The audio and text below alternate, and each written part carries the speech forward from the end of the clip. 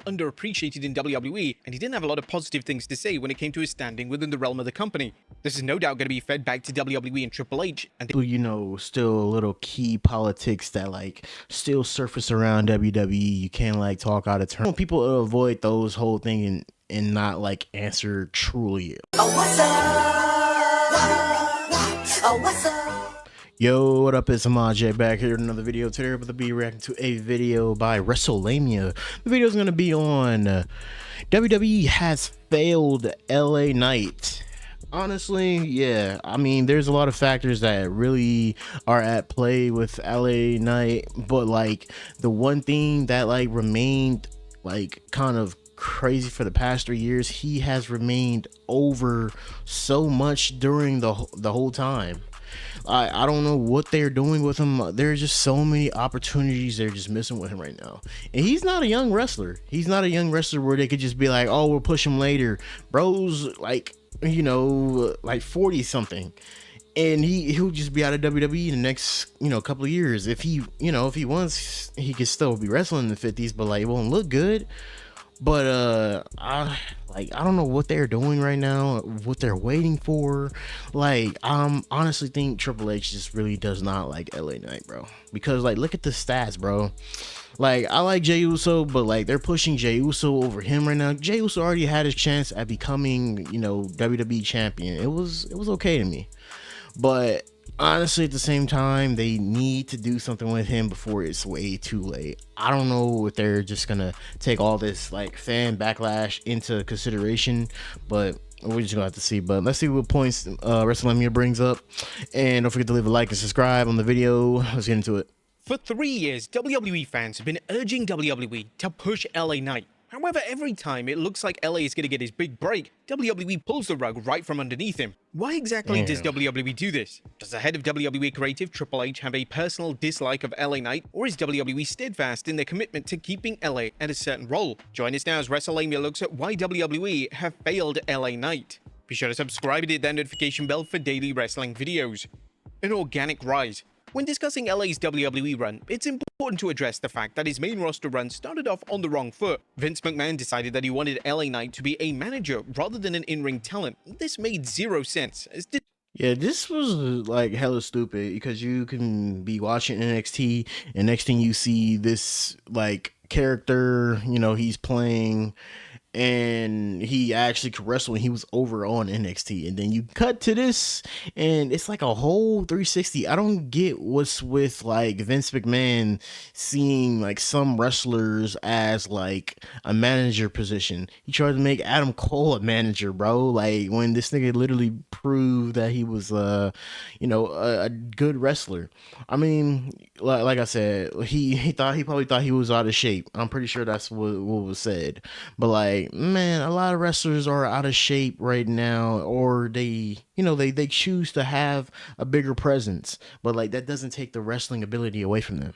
Despite LA being one of the more older names on the roster, he had a highly successful in-ring run in NXT, and McMahon's bold pitch was to ditch the LA Knight character in favor of Max Dupree. Dupree would be a manager of a modeling agency, and this new character didn't remotely align with the prior NXT work, and it led to more questions than answers. It was a complete waste of his talents, and yet it was another sign that McMahon had lost touch with how to handle new additions to the WWE main roster. Upon Triple H taking over WWE Creative, one of his first moves was ditching the Dupree persona, and LA Knight would return to our screens in an infamous backstage segment, which pretty much retconned the entire male modeling persona. The game's approach for LA Knight was that he would revert him to his NXT persona, and would book him to enter into a feud with Bray Wyatt, who'd only recently returned to the promotion. There was a ton of pressure on LA Knight, as in the eyes of the main roster audience, LA was a new talent, but he did a tremendous job with the character and feud. Whilst the feud was without a doubt designed to reintroduce Wyatt to the audience, it ultimately helped LA Knight connect with the live crowds, and coming out of the feud with Wyatt, he had magically become one of the most over acts in the entire company. And that's kind of crazy, bro. You know how rare that is for somebody to just get over organically, and for the fans to just like them and just not turn on them. They have not turned on LA Knight ever since, because it's probably because of WWE's fault too, because they're not giving this dude the presence and the opportunities, bro. Every opportunity is just just like kind of snatched from him.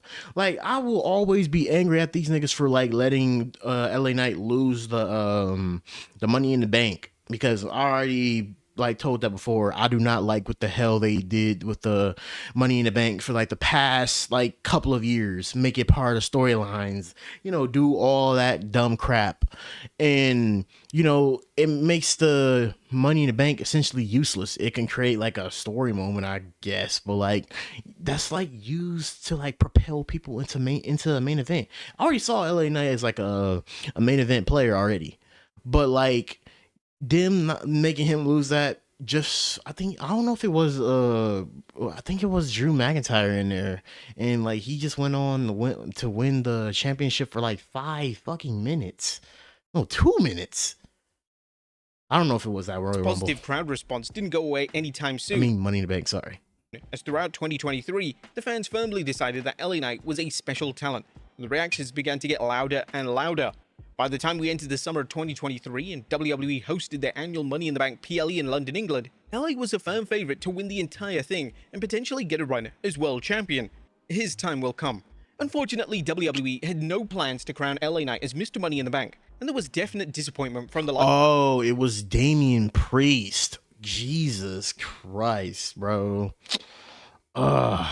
Yeah, now I truly hate this now. Damian Priest, he was okay, but like I low-key think he wasn't ready. live crowd when WWE decided to go with Damian Priest as the winner of the annual matchup. Fans would question this move, as Money in the Bank would be usually reserved for those talents who are on the brink of a main event run, and the common consensus from fans is that Priest wasn't quite ready yet. The head of WWE Creative would address why LA Knight didn't win during the post-show press conference, and the game stated that LA Knight was indeed a massive favourite to win, but great things will come to those who wait. I know LA Knight was a massive favourite coming in tonight. Continuing that ascent, great things come to those who wait, right? And I think that rise is just getting started. This quote came at a time in which the game still had a lot of equity with the fans, so naturally they believed him. Hey, we believed him. However, it became apparent that this big win wasn't going to come. A crown jewel in 2023, LA Knight would challenge Roman Reigns for the WWE title, yet it was obvious that LA was not going to win, so made the match a foregone. Honestly, Roman during this time, I don't believe like nobody. I didn't kind of believe LA Knight was going to win this either. It was just going to be like another kind of match that they're probably going to like let him come up short on. The feud was great. Don't let it take away from that. It had a lot of great moments. Had like that iconic ass moment where he came out and disturbed Roman's little fucking yeah, his whole entry. You know how slow Roman takes to make the one go up, and all the damn the championships and everybody acknowledging him. He cut that shit out quick. Came down the ramp with so much fucking aura. Conclusion. It was even alleged that WWE were doing this so they could say that they gave LA his main event push and they could move on without him in the main event scene. Whilst he ultimately lost the match, his work in the build was tremendous and he managed to carry himself like a main event level attraction. Sadly for WWE, the crowd responses didn't stop. Knight was still one of the most over acts in the entire company, and if anything, the Roman Reigns feud showed the world that he was more than ready to be taken seriously in the upper echelon of WWE. Essentially, I hate that's the thing WWE does. Like, I thought that would be like a figure of like the past where, people just, where they try to just give somebody a chance and just give them a championship, the US championship or some intercontinental championship as a consolation prize and just toss them to the side. But like, I wouldn't think that would be going on in the Triple H era. They would give him one more main event push, as he would take part in a fatal four-way match at the Royal Rumble in 2024, and despite wrestling with legends such as Reigns, Randy Orton and AJ Styles, the consensus coming out of the match was that Knight was a standout performer, and he once again showed that he belonged. WrestleMania 40 was another standout night for LA Knight, as his match with AJ Styles was received extremely well. AJ's WrestleMania history was a mixed bag to say the very least, so it was fantastic to see AJ finally receive another WrestleMania match that was well liked by the audience. Coming out of the AJ feud, there was some hope that WWE would commit to giving LA Knight a world title push, but it just never occurred. He once again lost his chance at Money in the Bank 2024, and it quickly dawned on the fans that Triple H just had zero interest in making him world champion. The game would book LA to defeat Logan Paul for the US title at SummerSlam 2024, and this was seen by many as a consolation prize, and a potential sign that the game saw LA Knight at a certain level, and he wasn't willing to go beyond that. But does Triple H hate LA Knight? Naturally, there's been a ton of speculation that Triple H dislikes LA Knight, and this comes from the fact that Triple H just won't give him a main event role on a consistent basis, despite LA remaining one of the most overacts in the entire company. Further evidence of this was provided on WWE Unreal, as footage was seen of Triple H lecturing LA Knight after Money in the Bank 2025, and LA's face told the whole story. It was like he was realizing that his boss doesn't have his back, and he even addressed this directly in the now infamous interview. Speaking of Bootleg Kev, he stated, "I personally don't think it's super productive, but I understand why they're doing it. I've definitely shifted the way I do some things because you had mentioned my appearance on Unreal there. I was majorly holding my tongue in that scenario. If you could tell when I looked, because I had my own frustrations about that situation. That partially had to do with the finish, but more so it had to do with the overarching theme that I don't need to get into the weeds about right here." And it's possible that these comments rubbed Triple H the wrong way. Despite the game saying that he doesn't read social media, we know that isn't true. And Man, there's like a lot of, still little key politics that like still surface around WWE. You can't like talk out of turn, or you can't like express how you feel on this like type of show. You can't speak of the Forbidden Company, AEW. There's just a lot of shit you just can't like speak about.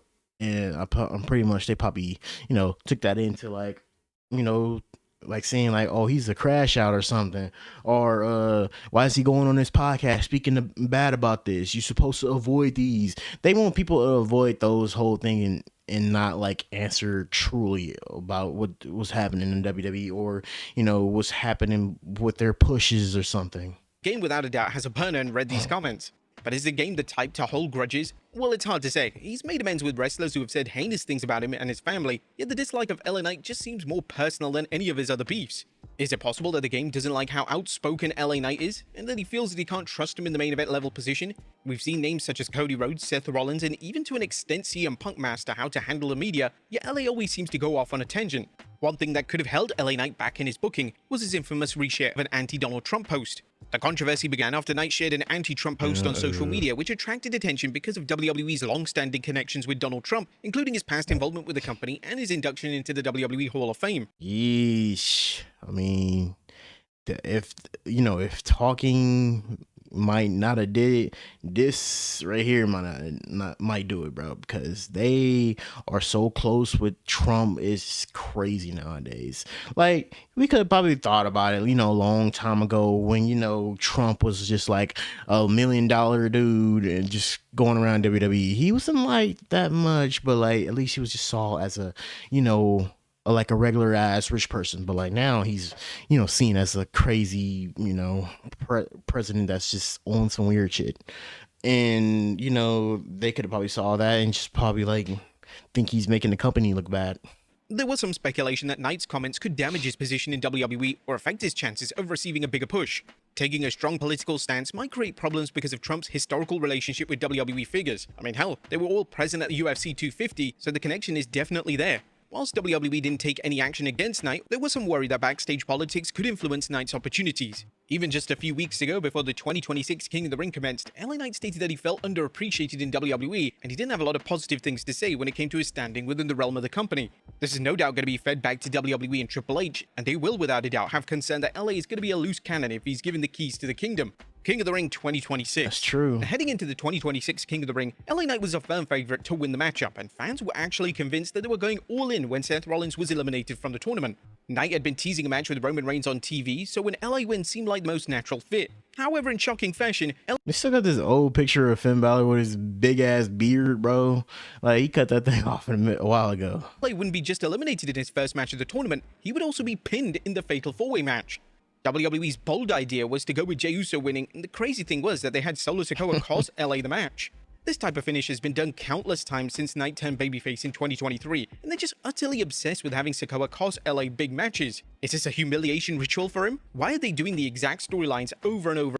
Look, okay, like I said, I like Jey Uso as like a wrestler and stuff, but like, man, why do they gotta keep doing the same old thing with the bloodline, bro? They just keep like making them feud with the same people, bro. Like, especially LA Knight always in the fold. They always doing that to LA Knight and like making him lose because of the bloodline, bro. I mean, if it was done another way and like Jey Uso had like a bigger win, it would have probably been received bad, but not as bad as like Solo Sikoa being on the side causing everybody the match.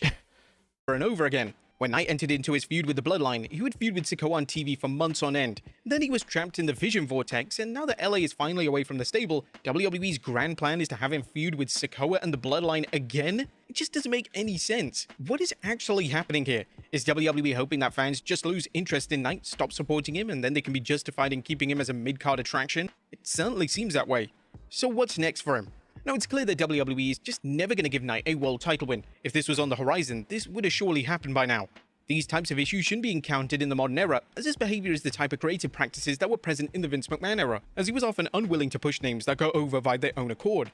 It's evident that Triple H just doesn't see Knight at that level, yet some of the names that WWE continue to push are getting the same type of reactions as Knight, so it just doesn't make any sense from a business perspective. It could be argued that his in-ring work is at the same level, if not superior to names in the main event scene, and one example WWE fans often pinpoint on social media is Jey Uso. Jey is a name in which WWE consistently pushes despite the in-ring output often being very questionable, and WWE would even give Jey a run as world champion. Fans may... That's crazy. If they're gonna give like Jey a run at the championship, at least give LA like a whole chance at least. Come on now. Have to settle for Knight being a mid-carder for life, which is a massive shame, as he isn't exactly at the start of his career, so this could be one of the biggest missed opportunities of the modern era, and WWE only have themselves to blame. What would you guys think?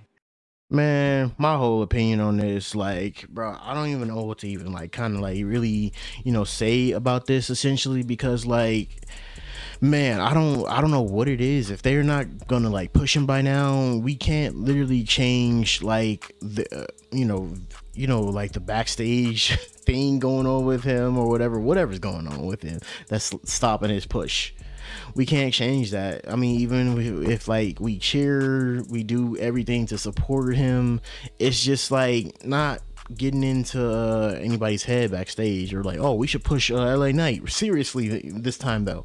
But I don't think nothing's gonna change unless like Triple H decides to just like go at him creatively and just give him this monster push.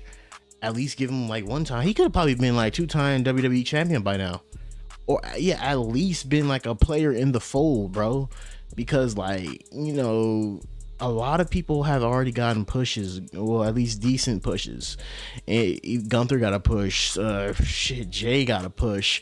Even though a lot of the IWC does not like Jey Uso anymore because they just think he's just an entrance. But I feel like it's just different with LA Knight. I feel like everybody thinks he's the underdog now, and it's valid because like WWE's not seeing what he can do right now. Like they value, but they just trying to keep him like at that little, that level to just flounder in there and just probably stack him up just like how they did the Miz. The Miz was only like risen like twice in his career, but man, overall, I hope they really try to just push and just give LA Knight a chance, bro. I really hope Triple H considers and cut out all this little backstage shit behind him. Put business aside. He was able to do it for CM Punk. He was able to do it for a couple of people, bro. Put his his feelings to the side and have a talk with the person. Now he loves CM Punk, but like, let's see if he could put this shit behind for LA Knight, bro. But yeah, let me know what you guys think of this below, because it's getting ridiculous at this point. It's been 3 fucking years and we constantly like making our voices be heard. But don't forget to leave a like and subscribe. We are on the road to 750, and don't forget to check out the video down below. He was the best guy around. What about the people he murdered? What murder?